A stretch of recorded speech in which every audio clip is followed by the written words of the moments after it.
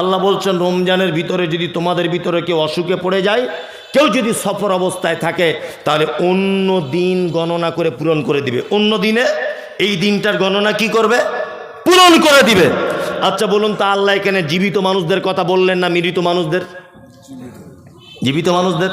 মিনকুম, তোমাদের ভিতরে রমজান মাসে যদি কেউ অসুখে পড়ে, যদি কেউ এখান থেকে কলকাতা যায়, এখান থেকে যদি কেউ দিল্লি বোম্বাই সফর যদি করে, তাহলে সে কি করবে? এই দিন রোজা নষ্ট করে দিয়ে অন্য দিন কি করবে? পূরণ করে দিবে। তাহলে আল্লাহ এই আয়াতটা জীবিত মানুষদের ব্যাপারে বললেন না মৃত মানুষদের? জীবিত মানুষদের। তার মানে আল্লাহ তাআলা বলছেন মিনকুম উলিল আমরি মিনকুম, তোমাদের ভিতরে যারা উপস্থিত নেতা রয়েছে তাদের আনুগত্য করো। এক। আর দ্বিতীয় কথা হচ্ছে, উলি শব্দ যখন বহু বচন, তার মানে এখানে একক কোনো নেতার আনুগত্য করা যাবে না, নেতা অনেকজন হতে পারে। কি বললাম বুঝলেন? আরে ওই জন্য তো আমরা আহলে হাদিসরা বলি ইমাম আহমদ বিন হাম্বল, ইমাম শাফি, ইমাম মালিক, ইমাম আবু হানিফা সকলকে আমরা মানি যদি ওনাদের কথাগুলো মুহাম্মদ সাল্লাল্লাহু আলাইহি ওয়াসাল্লামের কথা হয়। কি বলছি বুঝতে পারছেন? আর ও বলছে আমি ইমাম শাফিকে মানি না। তুমি কোন মাযহাবের? বলছে আমি আবু হানিফা ছাড়া কিছু বুঝি না।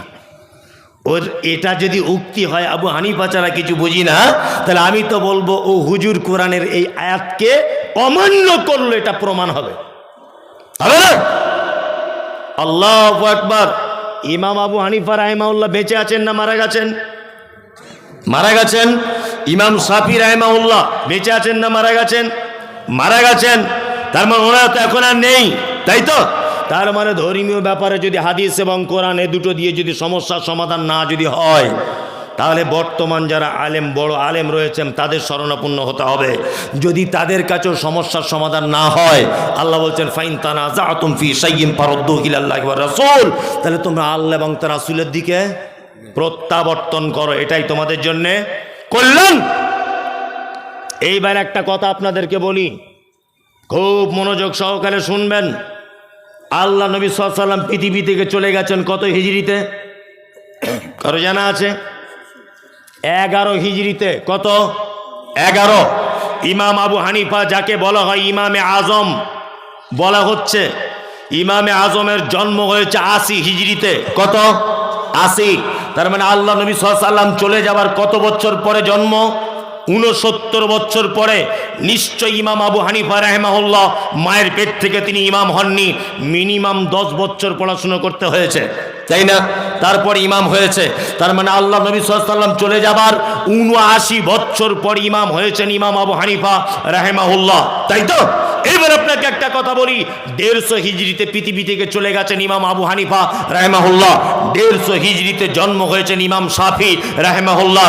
এইভাবে 300 হিজরির ভিতরে সমস্ত আইম্মায়ে কেরামগণ পৃথিবী থেকে চলে গেছেন। ইমাম আহমদ বিন হাম্বল, ইমাম শাফি, ইমাম মালিক, ইমাম আবু হানিফা, ইমাম বুখারী, ইমাম তিরমিজি, সমস্ত আইম্মায়ে কেরাম 300 হিজরির ভিতরে পৃথিবী থেকে চলে গেছেন। তখনও পর্যন্ত শবে বরাতের জন্ম হয়নি। 300 হিজরি পর্যন্ত নবী দিবস ছিল না। 300 হিজরি পর্যন্ত কিয়াম ছিল না। 300 হিজরি পর্যন্ত হালুয়া রুটি ছিল না। 300 হিজরি পর্যন্ত দাঁড়িয়ে ইয়া নবী সালাম আলাইকা ছিল না। 300 হিজরি পর্যন্ত নবীর নাম শুনে চোখে চুম্বন করতে হবে ছিল না। তারও 150 বছর পরে শবে বরাতের জন্ম। তার মানে মুহাম্মদ সাল্লাল্লাহু আলাইহি ওয়াসাল্লাম পৃথিবী থেকে চলে যাবার 450 বছর পরে শবে বরাতের জন্ম। এটা সুন্নত হয় কি করে? সুন্নত কোনো জিনিস প্রমাণ করতে গেলে মুহাম্মদ সাল্লাল্লাহু আলাইহি ওয়াসাল্লামকে বেঁচে থাকা অবস্থায় প্রমাণ লাগবে। কি বলছি বুঝতে পারছেন? কিছু বুঝতে পারছেন? কত বড় বিয়াদব! বলছে নবীজির দাঁত ভেঙে দিয়েছিল, নবীজি শক্ত জিনিস খেতে পারেনি, ওই জন্য একটু হালুয়া করে খাই। বলে না? বলে। আপনাকে একটা জিনিস বোঝাচ্ছি, আমি শুনে নেন। আমার বেটা যদি এখন বলে যে আমি আমার বাপের বরযাত্রী গিয়েছি, কথাটা কেমন? চলবে? চলবে না। আচ্ছা, হালুয়া করে কোন মাসে? আরবি শাবান মাসে, তাই না? শাবান মাসে হালুয়া করে 15 তারিখে। আল্লাহ নবী সাল্লাল্লাহু আলাইহি ওয়াসাল্লামের দাঁত ভেঙেছে উহুদের মাঠে। কোন মাসে? শাওয়াল মাসের 7 তারিখে। কোন মাসের? শাওয়াল মাসের 7 তারিখে। শাবানের পরের মাসের নাম কি? রমজান। রমজানের পরে শাওয়াল 7 তারিখ, তার মানে 15 তারিখ থেকে এইদিকে 15 দিন, ওদিকে 1 মাস, 1 মাস 15 দিন, আর ওদিকে 7, 15 7 কত? 22। মানে এখনো নবীজির দাঁত ভাঙতে 1 মাস 22 দিন বাকি। ও বিয়াদব তার আগে হালুয়া করে বসে আছে, তার মানে এর পাছার চামড়া তুলে দিতে হবে আরাম করে। এখনো দাঁত ভাঙতে 1 মাস 22 দিন বাকি আল্লাহ নবী সাল্লাল্লাহু আলাইহি ওয়াসাল্লামের। কি বলছি বুঝতে পারছেন? ও আগে থেকে হালুয়া করে বসেছে, তার মানে ও দাঁত ভাঙার পক্ষে। দাঁত এখনো ভাঙেনি যাতে নবীজির দাঁত ভাঙে। হ্যাঁ, হালুয়া খেয়েই ও সুন্নত পালন করবে। কত বড় হারামখোর! আল্লাহু আকবার। এই দেখুন, আপনাকে আরো মজার কথা বলি, সব গোপন কথা। কি? বাড়িতে মোমবাতি জ্বালাচ্ছে, বলছে বেটা চারিদিকে দিবি, ঘরের সাইডে আছে, সব জায়গায়। তো যে কেন আব্বা? বলছে তোর দাদু রুহু আজকে আমাদের বাড়িতে ঢুকবে, অন্ধকারে যাতে অসুবিধা না হয়, ধাক্কা টাক্কা না মারে। সব দেখবেন বাড়িতে মোমবাতি জ্বালাচ্ছে। ওর দাদুর আর কাজ নাই, ও কবরে কি হালাতে আছে, তার পাছাতে মুগুরের বাড়ি চলছে কিনা ঠিক নাই, বলছে ওর দাদু ঘরে আসবে। কি বলছি বুঝতে পারছেন? বেঁচে থাকা অবস্থায় কোনোদিন তার ঘরে লাইট ছিল না, আর মরে যাবার পরে মোমবাতি জ্বালিয়ে দিয়েছে, বলছে তার রুহু আসবে। আর ওর রুহু আসবে তুমি কি করে বুঝলে? আর তুমি দেখলে কোন চোখ দিয়ে যে ওর রুহু আসছে? আশ্চর্য ব্যাপার। আমাদের সব কি কোন দলের বলুন, আপনারা সবাই দেখতে পাবেন, আমাদের বিশেষ করে মহিলারা বিশেষ করে এই পাপের সঙ্গে যুক্ত, এই বেদাতে যুক্ত নয় বেশিরভাগ। আমি আর লোকের কথা কি বলবো, আমার মা আমাকে জিজ্ঞাসা করছে, তাহলে সবে বরাতের দিন রোজা রাখতে হবে তো? মানে আগেকার দিনের মেয়ে তো, মূর্খ সুর্খ, লেখাপড়া জানে না। তো আমি বলছি কেন তুমি আজকে রোজা রাখবে কেন? বলছে না, তোর বড় বুবু ফোন করেছিল, রোজা রাখতে বলছে। মানে ওরা সব আর কি অন্য মাযহাবের, আমার আব্বা বিয়ে শাদী দিয়েছে, সব রোজা রাখতে বলছে। আমি বলছি তুমি এই 15 তারিখকে কেন্দ্র করে যদি রোজা রাখো, তা তোমার জাহান্নামে যাওয়ার জন্য এটাই যথেষ্ট হয়ে যাবে। কি বলছি বুঝতে পারছেন? একদম নয়। কেন? যারা প্রত্যেক মাসে মাসে 3 দিন রোজা রেখে অভ্যস্ত তারা রাখবে। কেউ যদি ঢং করে বলে সবে বরাতের দিন 15ই শাবানে সিয়াম পালন করতে হবে, তাহলে এটা বেদাত। আর মুহাম্মদ সাল্লাল্লাহু আলাইহি ওয়াসাল্লাম কি বলেছেন? কুল্লু বিদাতিন যালাল ওয়া কুল্লু জালালাতিন ফিন্নার। প্রত্যেক নতুন আবিষ্কৃত ইবাদত হচ্ছে ভ্রষ্টতা। প্রত্যেক ভ্রষ্টতাকারী স্থান মধ্যে, নার মানে আগুনের মধ্যে। আল্লাহু আকবার। আল্লাহ তুমি আমাদের সহি হাদিস এবং কোরআন মোতাবেক চলার তৌফিক দান করো, বলুন আমিন। আমিন। হুজুরের কথাই ইসলাম চলবে, না আমার আপনার কথাই চলবে, না কোরআন এবং হাদিসের কথাই চলবে? কোনটা? কোরআন এবং হাদিসের কথাই চলবে। কোনো এক জায়গায় বক্তব্য রাখতে রাখতে আমি বলেছি, জানাজা করতে গেছি কোনো এক জায়গায়, তো একটা চাচা বলছে সবাই দোয়া বলুন, মিনহা খালাকনাকুম ওয়া ফিহা নুঈদুকুম ওয়া মিনহা নুখরিজুকুম তারাতান উখরা। আমি জোরে জোরে বলে দিচ্ছি, এই দোয়া চলবে না, বিসমিল্লাহ বলে দেন। চাচা তখন বলছে মমতাজুল ইসলামের মতো বদমাশ মৌলভী সাহেব জগতে নাই। আচ্ছা কেন চাচা, কি হলো তোমার? তুমি কত দূর লেখাপড়া শিখেছো? কোরআনের আয়াত মিনহা খালাকনাকুম বললে অসুবিধা কোথায়? বললাম চাচা কোরআনে আছে বলে সব জায়গায় যে বলা লাগবে, তুমি এটা বুঝলে কেমন করে? বলছে কোরআনের আয়াত মানে সব জায়গাতে বলা যাবে। তাহলে তোমার বড় বেটার নাম ফেরাউন রাখো, এটা তো ফেরাউন কোরআনে আছে। বলছে ওটা কেমন কেমন হচ্ছে না? যে কেন কেমন কেমন? তোমার বড় বেটার নাম রাখতে পারতে ফেরাউন, ছোট বেটাটার আবুল আহাব রাখতে পারতে। আবুল আহাবের নামও তো কোরআন মাজিদে এসেছে, তাই না? তার মানে বোঝা যায় কোরআন মাজিদে আছে বলেই যে সব জায়গায় বলা যাবে তা নয়। রুকুতে গেলে কি বলি? সুবহান রাব্বিয়াল আজিম। এইটার পরিবর্তে কেউ যদি বলে কুল হুয়াল্লাহু আহাদ আল্লাহুস সামাদ, নামাজ হবে না থাকবে না যাবে? নামাজ বাতিল হয়ে যাবে। কেন? সুবহান রাব্বিয়াল আজিমের থেকে তো কুল হুটা আরো ভালো, ভালো না? কেন নামাজ বাতিল হবে কেন? মানে ওই জায়গাটায় ওইটা সিস্টেম নাই। তাই ওই জন্য সকল দিনই ভাই ও বোনেদের কাছে বিনীত অনুরোধ, আল্লাহ তাআলার ভাষা শুনুন। আল্লাহ বলছেন ইত্তাবিউ, তোমরা আনুগত্য করো, মা উনজিলা ইলাইকুম মির রাব্বিকুম, রবের পক্ষ থেকে যেটা অবতীর্ণ করা হয়েছে অর্থাৎ আল কোরআন। আর অন্য আয়াত অনুযায়ী বোঝা যায় মুহাম্মদ সাল্লাল্লাহু আলাইহি ওয়াসাল্লামের কথাবার্তা সহি হাদিস এই দুটো ছাড়া আর আমল করার মতো বা মান্যতার যোগ্য কোনো বই পৃথিবীতে আর নাই। এইবার আপনাদেরকে মজার কয়েকটা কথা বলে দিই, দিয়ে চলে যাব। এক, আল্লাহ তারপরে বলছে ওয়ালা তাত্তাবিউ মিন দুনিহি আউলিয়া, আর ওলি আউলিয়াদের আনুগত্য করবে কি না। এই আল্লাহর ওলি বুঝেন তো কাদের বলে? আল্লাহর ওলি হওয়া সহজ না কঠিন? এই বলছে কঠিন, মানে ওনাকে ভাবারও হয়েছে কঠিন। আমাদের কেমন করে বলে আল্লাহর ওলি, কেমন করে ডেফিনিশন কেমন করে দেয় আমাদের সামনে জানেন তো? ও ভাইরা, ও মায়েরা, অমুক জায়গার একটা আল্লাহর ওলি ছিল, 30 বছর বিয়ে শাদী করেনি, গোপগুলো বড় বড়, এত আল্লাহর প্রেমিক ছিল। সে এক অজুতে আজকে 30 বছর এশার নামাজ অজুতে ফজরের নামাজ পড়তো। আর কি করতো না, তার একটা ডান পাটা গাছের ডালে এরকমভাবে ঝোলানো থাকতো। এত বড় আল্লাহর ওলি। ও বন্ধুরা, আমাদের অমুক জায়গার একটা বড় ওলি ছিল, এত বড় আল্লাহর ওলি, সুন্দরবন বেড়াতে গেছে, নৌকায় করে যখন যাচ্ছে আল্লাহর ওলি, তখন একটা বাঘ এসে নৌকাতে ঝাঁপ দিয়ে পড়েছে খাবে বলে। ওলি তখন বলছে চাই বিয়াদব কোথাকার, আমি আল্লাহর ওলি আর আমাকে খেতে এসেছিস। বাঘ তখন বলছে হুজুর নমস্কার, আপনি যে পীর সাহেব আমি ব্যাপারটা বুঝতে পারিনি।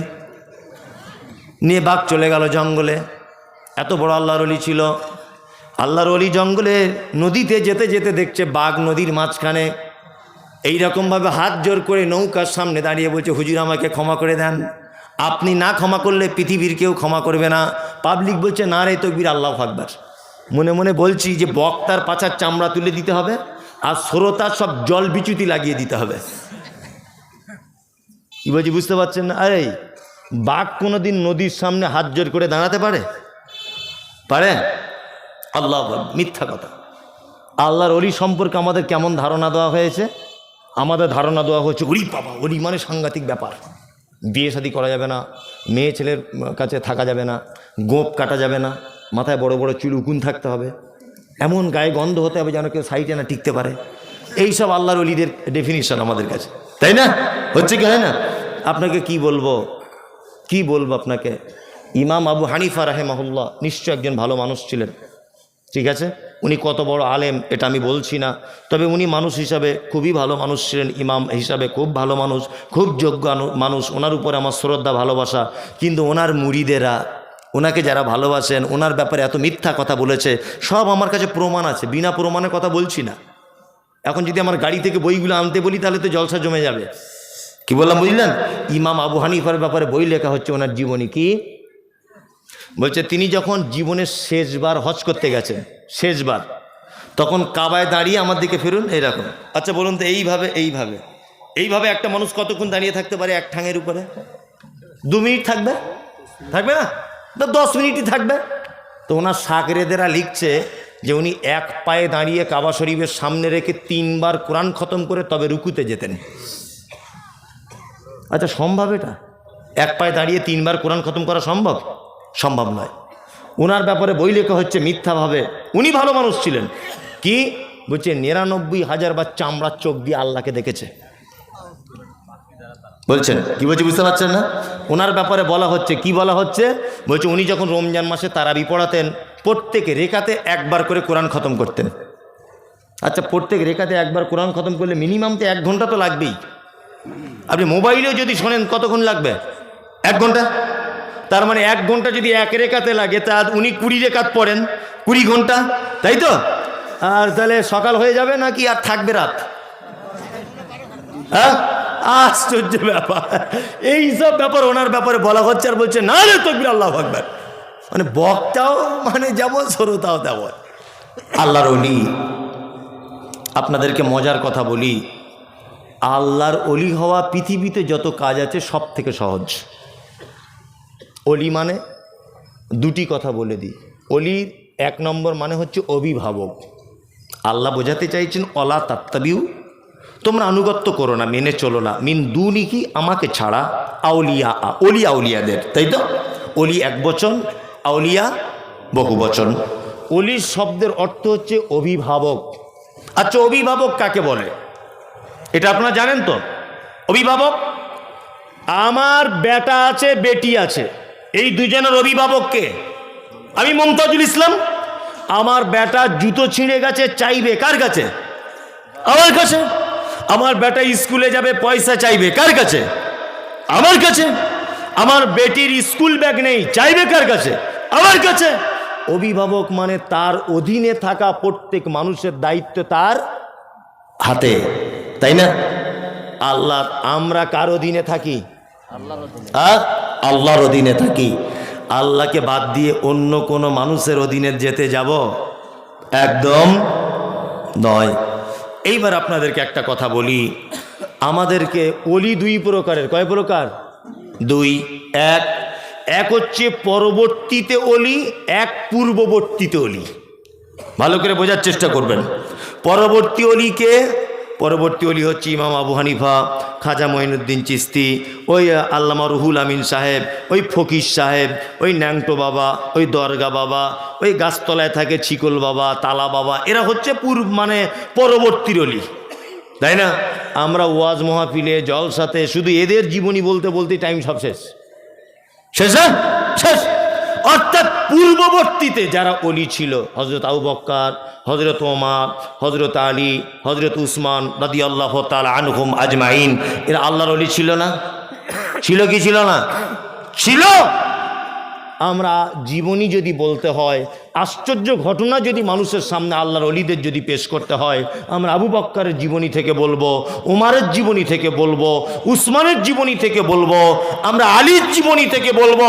আরে খাজা মঈনুদ্দিনের জীবনী শুনে আমার বাপের লাভ কি?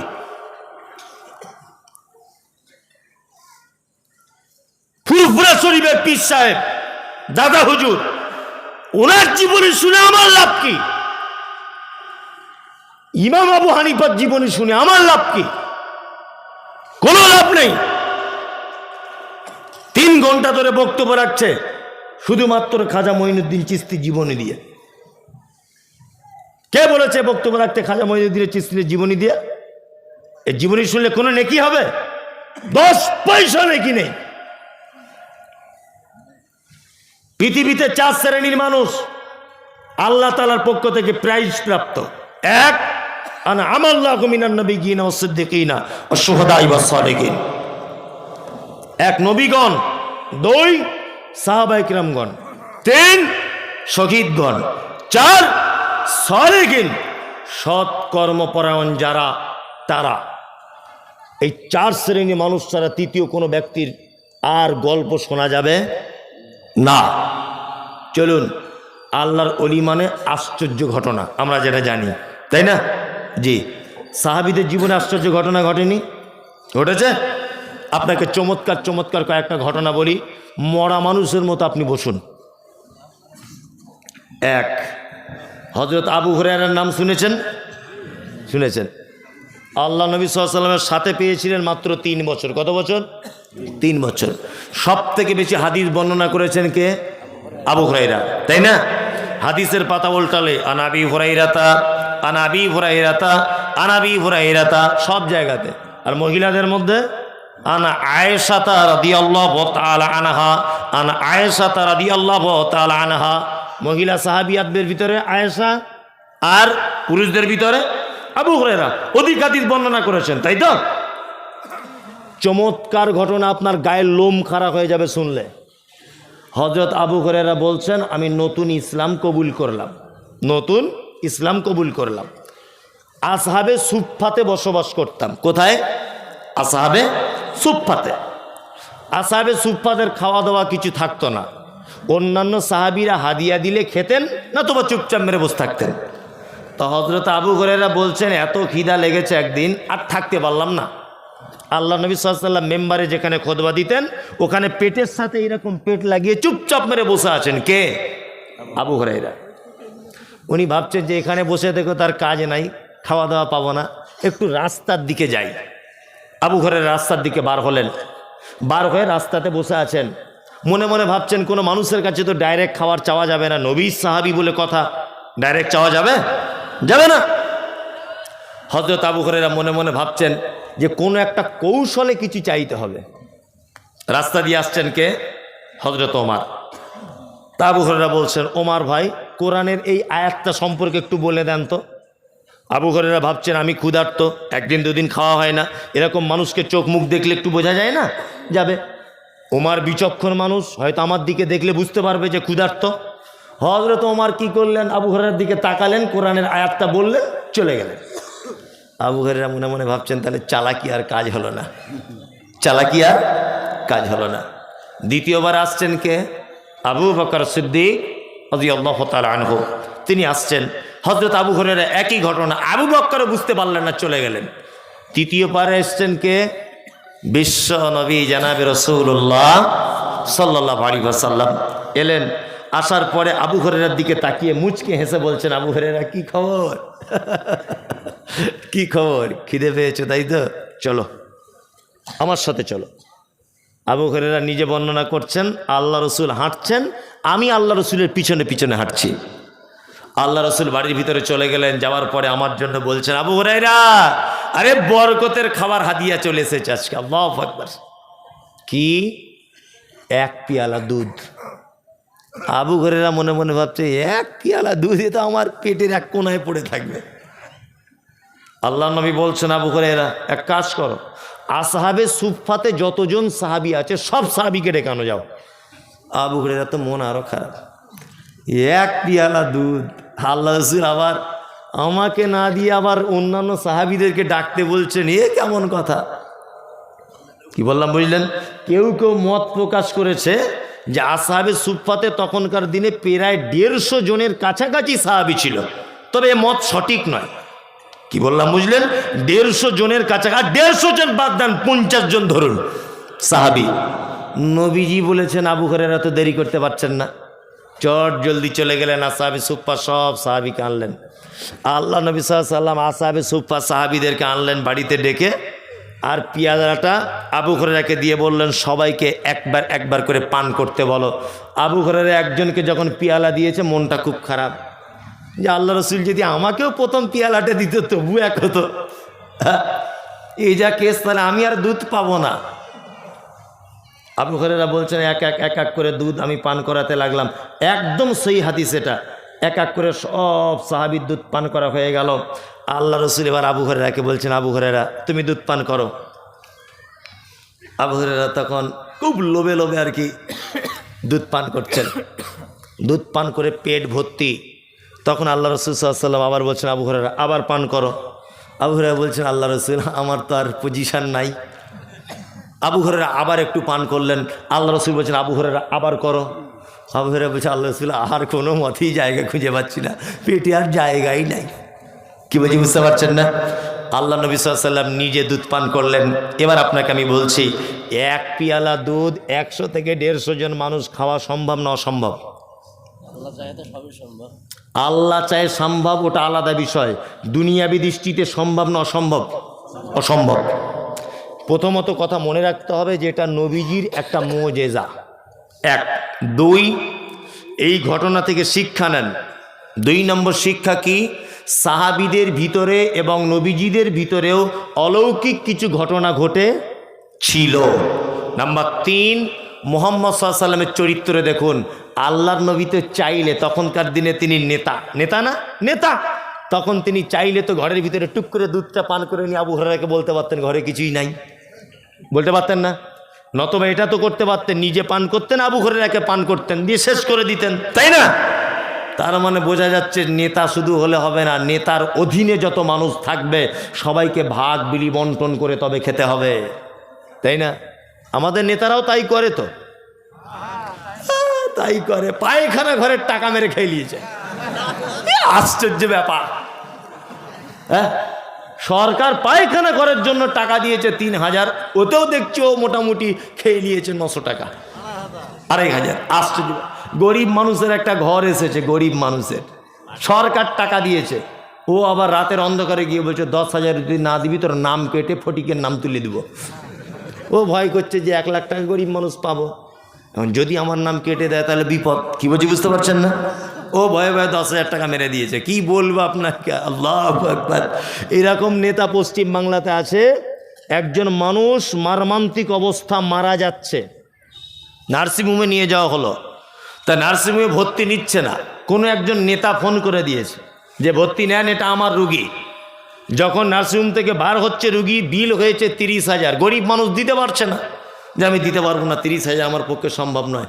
তখন নার্সিংহোমের মালিক বলছে আপনি যদি ডাইরেক্ট আমাকে ফোন করতেন তাহলে ওটা 20,000 হয়ে যেত। আপনি যাকে দিয়ে ফোন করিয়েছেন ওর জন্য 10,000 রাখতে হবে যে। এই হচ্ছে নেতার চরিত্র। এরকম নেতা আছে? আল্লাহু আকবার, আল্লাহু আকবার। এটা আমাদের নেতাদের চরিত্র। আমি পৃথিবীতে এরকম নেতা দেখিনি যে জোর করে বলে আমার টিকিট না দিলে পার্টি পরিবর্তন করে দিব, আছে না? আল্লাহু আকবার। এই তো পঞ্চায়েত ভোটে প্রধান হবে, একটা গ্রামের মেম্বার হবার জন্য 10 লাখ 15 লাখ টাকা দিয়ে টিকিট কিনেছে না? কেন এত টাকা দিয়ে টিকিট কিনতে হয় কেন? মানুষ বুঝে না? আগে আন্ডার প্যান্ট পরে ঘুরতে, এখন বুলেট গাড়িতে ঘোরে। টাকা কি ওর ছাপাখানা ওর বাপের কল আছে? মানুষ বোঝে না। আগে ওকে মানে কেউ চিনত না ওকে, আগে বাজারের লোক। এখন 4 চাকা গাড়ি করে ঘুরছে, মানুষ বুঝে না এগুলো টাকা কোথা থেকে আসে। ও কি কোন প্রফেসর, কোন কলেজে চাকরি করে, এত টাকার মালিকও বর্তমানে। হ্যাঁ, এই করছে নেতার চরিত্র। আর আমরা মানুষ এই নেতাদের ব্যাপারে ভোটের আগে কি স্লোগান দিই? আমাদের নেতার চরিত্র ফুলের মতো পবিত্র, এবার ভোটে জিতবে কি অমুক ছাড়া আবার কে? তুমি যে নেতার সার্টিফিকেট দাও তার চরিত্র ফুলের মতো পবিত্র। ও সকালে একরকম কথা বলে, বিকেলে আর এক রকমের বলে। বড় ভাইকে একরকম কথা বলে, ছোট ভাইকে একরকম নিয়ে ঝামেলা লাগিয়ে দেয়। বিচার করার সময় দুজনের কাছে টাকা খেয়েই বলে তোর পক্ষেই রায় দিয়ে দেবো। এই হচ্ছে বর্তমান অবস্থা নয়? অথচ বিশ্ব বরেণ্য মুহাম্মদ রাসূলুল্লাহ সাল্লাল্লাহু আলাইহি ওয়াসাল্লাম নেতার চরিত্র এক পেয়ালা দুধ ভাগ বিলি বন্টন করে খাচ্ছেন। কি বললাম বুঝলেন? চলুন, এ হাদিসের এটা শিক্ষা। দ্বিতীয় আর একটা চমৎকার ঘটনা আপনাদের সামনে পেশ করছি, অলৌকিক ঘটনা যেটা সাহাবীদের ভিতরে ঘটেছে। এক খন্দকের যুদ্ধ হয়েছিল, নাম শুনেছেন? খন্দকের যুদ্ধ। আল্লাহ নবী সাল্লাল্লাহু আলাইহি ওয়াসাল্লাম খন্দকের যুদ্ধের ব্যাপারে খুব চিন্তিত ছিলেন, খুব চিন্তিত। কারণ এইদিকে বেরোন, খন্দকের যুদ্ধের পজিশনটা প্রথমে আপনাকে বলি, বুঝতে সুবিধা হবে। এই গ্রামটার নাম কি? কিশোরীতলা। কিশোরীতলা হচ্ছে এইখানে মুসলিমদের ঘাঁটি, আর পলাশিতে হচ্ছে মুশরিকদের ঘাঁটি। ভালো করে বুঝবেন। আর যুদ্ধটা হবে কোথায়? না, যুদ্ধটা এই জায়গাটাতেই হবে, ধরে নেন এই জায়গাটাতেই হবে যুদ্ধটা। মুসলিমরা সংখ্যায় কম, মুশরিকরা সংখ্যায় বেশি। আল্লাহ নবী সাল্লাল্লাহু আলাইহি ওয়াসাল্লাম চিন্তা করছেন তাহলে আমার সাহাবীগুলোকে সব শেষ করে দিবে মেরে। কি করা যায়? সালমান ফার্সি বলে একজন যুবক ইয়াং সাহাবী আল্লাহ নবীকে বলছেন, আল্লাহ নবী এক কাজ করলে হয় না? তা বলছে কি? বলছে আমাদের আর ওদের মাঝখানে একটা খাল যদি আমরা কেটে দিই। এই ঘটনাটা মন দিয়ে শুনুন। খাল যদি কেটে দিই তাহলে মনে হয় ভালো হবে। আল্লাহ রসুল বলছেন খাল কেটে দিলে উপকার কি? বলছে ওরা যদি আমাদেরকে আঘাত করতে আসে তাহলে খালে নেমে উঠে তবে তো আমাদেরকে মারবে। ওরা যখন খালে নামবে উপর থেকে আমরা আঘাত করব। আল্লাহ রসুল সাল্লাল্লাহু আলাইহি ওয়াসাল্লাম বলছেন ঠিক ঠিক বলেছ তুমি, চলো চলো সাহাবীরা চলো, খাল খুঁড়তে হবে, চলো। বাড়ি থেকে দা কুড়ুল গাঁইতি যার যেমন মালপত্র আছে সাহাবায়ে কেরামগণ সব খন্দকের পরিখা খনন করতে গেলেন। বিশ্বনবী গলার আওয়াজ উঁচু করে দিয়ে বললেন, এই খন্দকের যুদ্ধ যতদিন না পর্যন্ত শেষ না হবে একজন সাহাবী বাড়ি যেতে পাবে না। দুই নম্বর যারা নতুন বিবাহ করেছে প্রয়োজনে তারা শুধু বাড়ি যাবে, আর কেউ বাড়ি যাবে না। গর্ত খনন করার কাজ চলছে। আল্লাহু আকবার।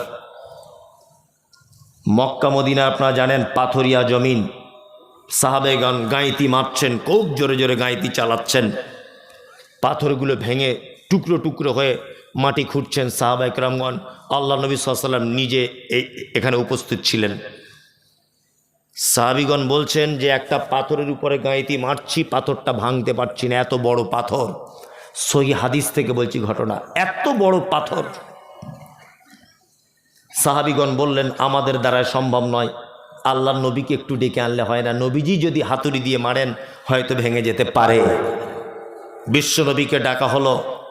বিশ্বনবী মোহাম্মদ রাসূলুল্লাহ সাল্লাল্লাহু আলাইহি ওয়াসাল্লাম এলেন, হাতে একটা গাঁইতি, কুরুল, কোদাল কিছু একটা নিয়ে পাথরের উপর আঘাত করলেন। সমস্ত সাহাবীরা যে পাথর ভাঙতে পাচ্ছিলেন না, নবীজি একবার আঘাত করার পরে একদম ধুলোর মতো উড়ে চলে গেল পাথর। হজরতে জাবের বলে একজন সাহাবী, তিনি বলছেন যে আল্লাহ রাসূল সাল্লাল্লাহু আলাইহি ওয়াসাল্লাম পাথরে মারার জন্য যখন হাত তুললেন, আমি নবীজির পেটের দিকে তাকিয়ে দেখলাম নবীজির পেটে পাথর রাখা আছে। হজরতে জাবের এই দৃশ্য দেখে নবীজিকে জিজ্ঞেস করে বলছেন, আল্লাহ রসুল, আগে তো কোনোদিন দেখিনি আপনার পেটে পাথর, আজকে কেন? বিশ্বনবী বললেন, জাবের, আসলে এত খিদা লেগেছে যে সহ্য করতে না পেরে পেটে পাথর রেখেছি, যাতে পেটটা একটু ভারী ভারী অনুভব হয়, কষ্ট কম হবে। আল্লাহু আকবার। হজরতে জাবের নবীজির পেটে পাথর দেখে আর স্থির থাকতে পারলেন না। নবীজিকে বলছেন, জাবের, আল্লাহ রসুল, আপনি একটু আমাকে অনুমতি দেন, আমি বাড়ি যাব। আল্লাহ রসুল বলছেন, জাবের, বাড়ি চলে যাও। হজরতে জাবের বাড়ি গেলেন, বিবিকে ডেকে বলছেন, তাড়াতাড়ি করে এসো। আশ্চর্য ঘটনা, আমি নিজে চামড়ার চোখে দেখলাম বিশ্ব নবীর পেটে পাথর রাখা আছে। বাড়িতে কিছু খাবার আছে? জাবেরের স্ত্রী বলছে, একটা বকরির বাচ্চা আছে, আর দুটো একটা বাচ্চা ছেলের মতো খাবারের আটা আছে। হজরতে জাবের বলছেন, আমি তাহলে তাড়াতাড়ি করে জবাই করে দিই, বকরি তুমি রান্না চাপিয়ে দাও আর রুটি বানাতে লাগো। নবীজিরে করুণ অবস্থা থেকে আমি আর থাকতে পারছি না। তখন জাবেরের স্ত্রী বলছেন, আপনি তাড়াতাড়ি করে নবীজিকে গিয়ে বলুন যে আমার স্ত্রী আপনাকে দাওয়াত দিয়েছে।